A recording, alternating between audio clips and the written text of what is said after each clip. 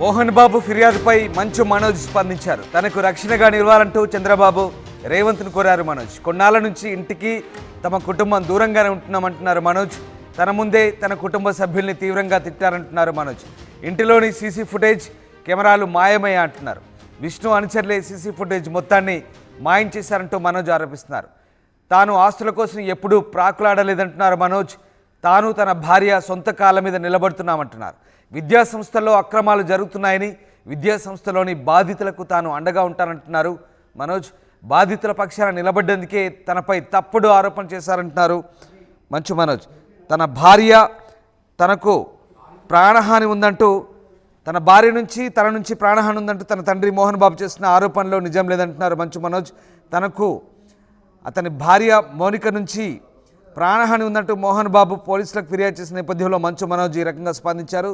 తాను తన కుటుంబం ఆస్తి కోసం ఎప్పుడూ ఆశపడలేదంటున్నారు. తన కుటుంబ గౌరవాన్ని కాపాడే ప్రయత్నం చేశారంటున్నారు మనోజ్. తన ముందే తన కుటుంబ సభ్యుల్ని కొందరు కొట్టారని, తన ఇంట్లో ఉండాల్సిన సీసీ కెమెరాలు మాయమయ్యాయంటూ ఆరోపిస్తున్నారు. తన సోదరుడు విష్ణు అనుచరులే సీసీ కెమెరాల ఫుటేజ్ని మాయం చేశారంటూ మంచు మనోజ్ ఆరోపిస్తున్నారు. తన తండ్రి మోహన్ బాబు తనపై తప్పుడు ఆరోపణ చేస్తున్నారంటున్నారు. మోహన్ బాబు విద్యాసంస్థల్లో అక్రమాలు జరుగుతున్నాయని, అయితే తాను ఈ అంశంపై మాట్లాడినందుకే తమపై దాడి చేస్తున్నారంటూ ఆయన ఆరోపిస్తున్న పరిస్థితి కనబడుతోంది.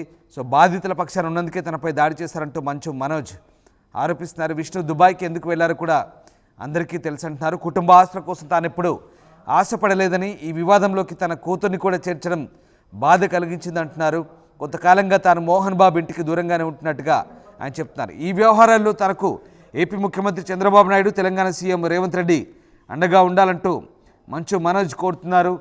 తనపై కొందరు గుర్తు తెలియని వ్యక్తులు దాడి చేశారంటూ పోలీసులకు ఫిర్యాదు చేశారు మంచు మనోజ్.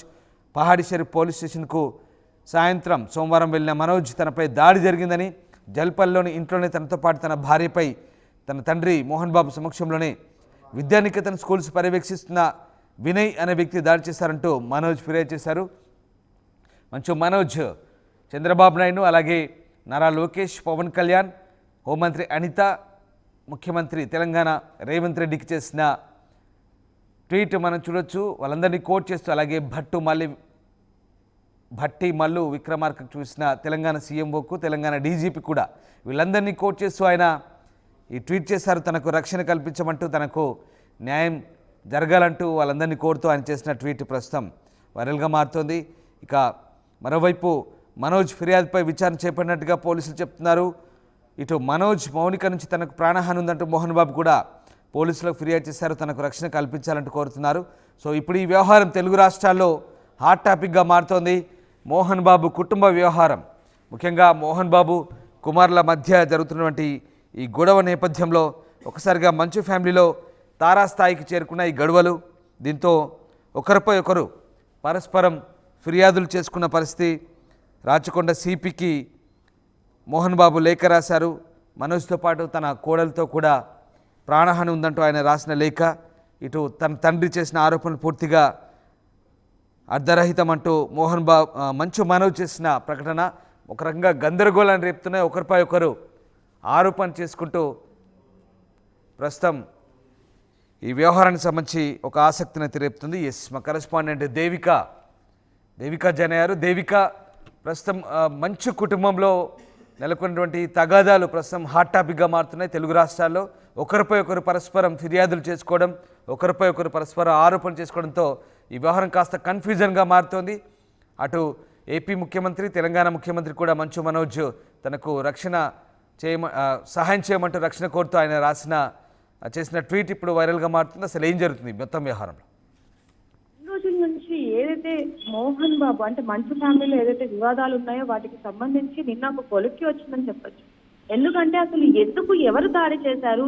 మోహన్ బాబు దాడి చేశారా మనోజ్ మీద, లేకపోతే వినయ్ అనే వ్యక్తి దాడి చేశాడా అనే పూర్తి వివరాలు కూడా నిన్న చెప్పడం జరిగింది. నిన్న మంచు మనోజ్ ఒక వ్యక్తి ఎవరైతే అంటే వీళ్ళ కుటుంబానికి సన్నిహితంగా ఉన్న శ్రీశైలం యాదవ్ అనే వ్యక్తి వెళ్ళి వీళ్ళిద్దరితో మాట్లాడినప్పటికీ కూడా వీళ్ళిద్దరి మధ్య ఉన్న వివాదం కొలిక్కి రాకపోవడంతో మనోజ్ వెంటనే దగ్గరలో ఉన్న పోలీస్ స్టేషన్ కి వెళ్ళి ఎవరో గుర్తు తెలియని వ్యక్తులు మా మీద దాడి చేశారు, నా భార్యకి, నా పిల్లలకి, నాకు ప్రాణహాని ఉంది, సీసీ ఫుటేజ్ ని కూడా ధ్వంసం చేయడం జరిగింది, హార్డ్ డిస్క్ తీసుకుని వెళ్ళిపోయారు, దొంగతనం చేశారు అంటూ గుర్తు తెలియని వాళ్ళ మీద పోలీస్ కంప్లైంట్ ఇవ్వడం జరిగింది. నాకు ప్రాణహాని ఉంది అంటూ కూడా మంచు మనోజ్ ఫిర్యాదు ఇవ్వడం జరిగింది.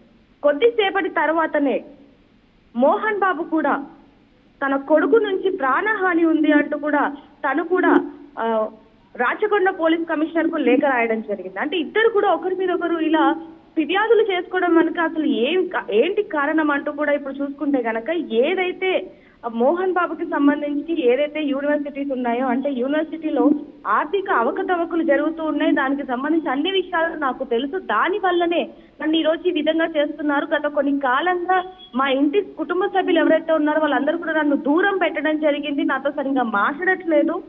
దాని కారణంగానే ఇవన్నీ యూనివర్సిటీకి సంబంధించి ఏవైతే ఉన్నాయో అవి నాకు తెలుసు, వాటి గురించి నాకు తెలుసు కాబట్టి ఈ రోజు ఈ విధంగా దాడి జరిగింది. యూనివర్సిటీలో బాధితులు ఎవరైతే ఉన్నారో వాళ్ళందరికీ నేను అండగా ఉంటాను, దాని వల్లనే అండగా ఉంటున్నాను, వారికి సహాయం చేస్తున్నాను అంటూ ఈ విధంగా నా మీద దాడి చేయడం జరిగింది అంటూ కూడా మనోజ్ అయితే రాయడం జరిగింది. నాకు ప్రాణహాని ఉంది, నాకే కాదు నా కుటుంబ సభ్యులకు కూడా, మౌనికకు నా పిల్లలకు కూడా ప్రాణహాని ఉంది, నాకు సహాయం చేయండి అంటూ కూడా ఆయన ట్వీట్ చేయడం జరిగింది. ఒకవైపు తెలంగాణ సీఎం కి, ఆంధ్ర సీఎం కి కూడా ఆయన లేఖ రాయడం జరిగింది. చూస్తున్నాం ఒకరి మీద ఒకరు, అంటే ఒకవైపు తండ్రి మరోవైపు కొడుకు ఇద్దరు కూడా పరస్పరంగా ఫిర్యాదులు చేసుకోవడం, పరస్పరంగా ఒకరి మీద ఒకరికి ప్రాణహాని ఉంది అంటూ కూడా ఈ విధంగా అనుకోవడం మరి ఎంతవరకు దాడి చేస్తుంది అంటూ, ఎంతవరకు దాడి తీస్తుంది అంటూ కూడా ఒకవైపు అభిమానులు, మరోవైపు అంటే రెండు తెలుగు రాష్ట్రాల్లో కూడా ఇది ఒక సంచలనంగా మారిందని చెప్పచ్చు.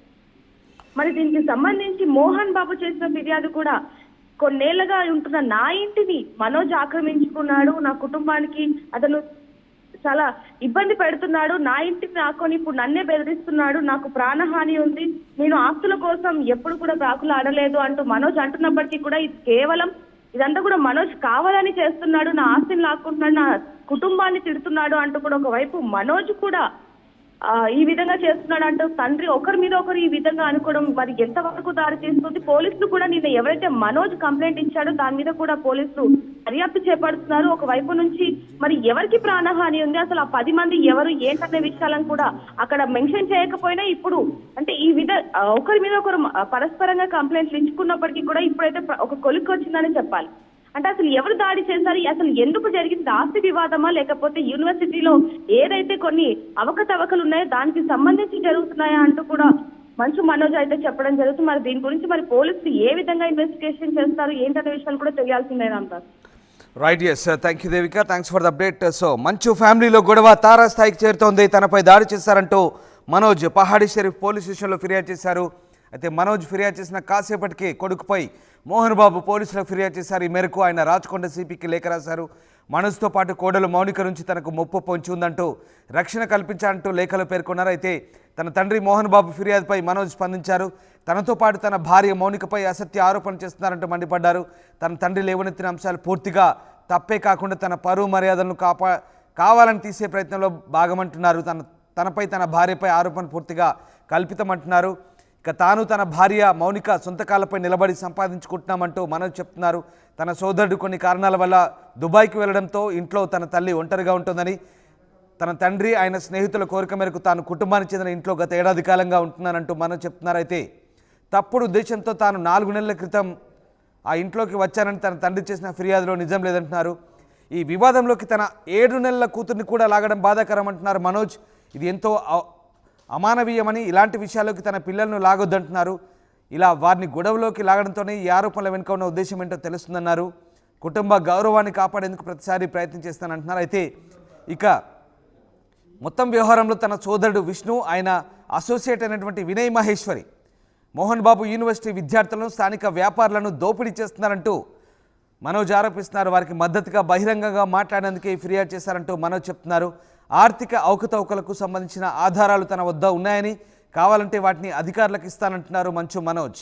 సో మొత్తం మీద విష్ణు స్వలాభం కోసం కుటుంబం పేరును వాడుకుంటున్నారని, తాను ఎప్పుడూ స్వతంత్రంగానే ఉంటున్నానంటున్నారు. విష్ణు కుటుంబ వనరులను దుర్వినియోగం చేశాడని, తన తండ్రి ఎప్పుడూ అతనికే మద్దతుగా ఉంటాడంటూ మనోజ్ ఆరోపిస్తున్నారు. తాను మాత్రం పరువు నష్టం, వేధింపులకు గురవుతున్నానంటూ ఆవేదన వ్యక్తం చేస్తున్నాడు.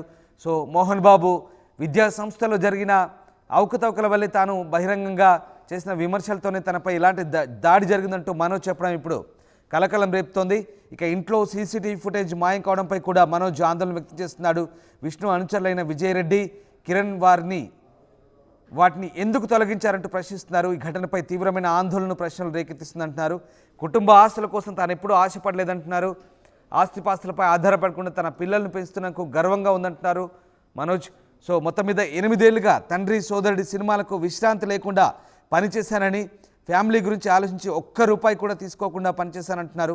సోదరుడు విష్ణు ఇంకా కుటుంబం నుంచి మద్దతు పొందుతున్నట్టు మనోజ్ చెప్తున్నారు. సో ఓవరాల్గా మంచు ఫ్యామిలీలో జరుగుతున్నటువంటి గొడవలు ఇప్పుడు తారాస్థాయికి చేరుకున్నాయి. మంచు కుటుంబంలో జరుగుతున్న గొడవలతో ఒక్కసారిగా తెలుగు రాష్ట్రాల్లో అయితే ఒక ఆసక్తికరమైన చర్చ అయితే సాగుతుంది. సో మొత్తం మీద మనోజ్ చేసిన ఆరోపణలు, అలాగే ఆయనపై తన తండ్రి చేసిన ఫిర్యాదులు ఇప్పుడు చర్చనీయాంశంగా మారుతున్నాయి. మోహన్ బాబు విద్యా సంస్థలు, మోహన్ బాబు యూనివర్సిటీలో జరుగుతున్న అక్రమాలే ఈ గొడవలకు కారణమా? అసలు ఏం జరుగుతుంది? మనోజ్ చేస్తున్న ఆరోపణలు నిజమెంత? మనోజ్ ఏకంగా మోహన్ బాబు విద్యా సంస్థలు, ఆయన యూనివర్సిటీలో జరుగుతున్న ఆర్థిక అవకతవకలు, అక్రమాలను బయట పెడుతున్నందుకే తనపై దాడి చేశారంటూ చేస్తున్న ఆరోపణలు ఇప్పుడు కొత్త చర్చకు దారితీస్తున్నాయి. నిజంగా మోహన్ బాబు నడుపుతున్న విద్యా సంస్థల్లో అసలు ఏం జరుగుతోంది? ఎలాంటి అక్రమాలు చోటు చేసుకుంటున్నాయి? ఏకంగా సొంత కుమారుడు మనోజ్ ఈ మొత్తం వ్యవహారాన్ని బయట పెడుతున్న ఇప్పుడు ఆసక్తిని రేపుతుంది. అంతేకాదు ఈ మొత్తం వ్యవహారంపై దృష్టి సారించాలంటూ ఆయన ఏపీ ముఖ్యమంత్రి చంద్రబాబు నాయుడు, అలాగే హోంమంత్రి డిప్యూటీ సీఎం పవన్ కళ్యాణ్, ఇక తెలంగాణ ముఖ్యమంత్రి రేవంత్ రెడ్డి, డిప్యూటీ సీఎం భట్టి విక్రమార్కకు, అలాగే తెలంగాణ డీజీపీకి కూడా ఆయన ఎక్స్లో ఒక ట్వీట్ చేశారు. ప్రస్తుతం మీరు స్క్రీన్పై చూస్తున్నారు ఆ ట్వీట్. వీళ్ళందరినీ కోట్ చేస్తూ ఆయన ట్విట్టర్లో తనకు రక్షణగా నిలవాలంటూ ఆయన రిక్వెస్ట్ చేస్తున్నారు. తన తండ్రి, తన సోదరుడు చేస్తున్నటువంటి అక్రమాలను బయట పెడుతున్నందుకే తనపై ఇలాంటి దాడులు జరుగుతున్నాయంటున్నారు. తనపై జరిగిన దాడులను, సీసీటీవీ ఫుటేజ్లను తన సోదరుడు, ఆయన స్నేహితులు కలిసి మాయం చేశారంటున్నారు మనోజ్. అలాగే ఇక ఆస్తిపాస్తులపై తనకు ఎలాంటి ఆశ లేదని, సొంత కాళ్ళపై తాను, తన భార్య కష్టపడి పనిచేస్తూ పిల్లల్ని పోషించుకుంటామంటున్నారు మనోజ్. మొత్తం మీద తన తండ్రి, తన సోదరుడు విష్ణు ఇద్దరు కలిసి తనపై లేనిపోని అభాండాలు వేస్తూ పరువు నష్టం తీస్తున్నారని, తనను బాధిస్తున్నారంటూ మనోజ్ చేస్తున్న ఫిర్యాదులు ఇప్పుడు తెలుగు రాష్ట్రాల్లో చర్చనీయాంశంగా మారుతున్నాయి. ఏదేమైనా మోహన్ బాబు కుటుంబంలో ఇలాంటి గొడవలను ఒకరిపై ఒకరు ఫిర్యాదు చేసుకోవడం ఇప్పుడు పూర్తిగా తెలుగు రాష్ట్రాల్లో అయితే ఒక రకంగా ఆసక్తిని రేపుతున్నాయి, సంచలనం రేపుతున్నాయి. మోహన్ బాబు కుటుంబంలో జరుగుతున్నటువంటి గొడవలు కూడా ప్రస్తుతం అలాంటి చర్చే తెలుగు రాష్ట్రాల్లో దారితీస్తోంది. సో ఇంకా ఈ గొడవలు ఏ రకమైనటువంటి మలుపులు తిరుగుతాయో, ఏ రకమైనటువంటి టర్న్ తీసుకుంటాయో ఇంకా ఆసక్తిని అయితే రేపుతున్న పరిస్థితి. ఆర్టీవీ యాప్ వార్తల్ని క్షణాల్లో చదివే అవకాశం ఉంటుంది. ఒక న్యూస్ పేపర్, ఒక టెలివిజన్ ఛానల్ మీ చేతుల్లో ఎప్పుడూ ఉంటాయి.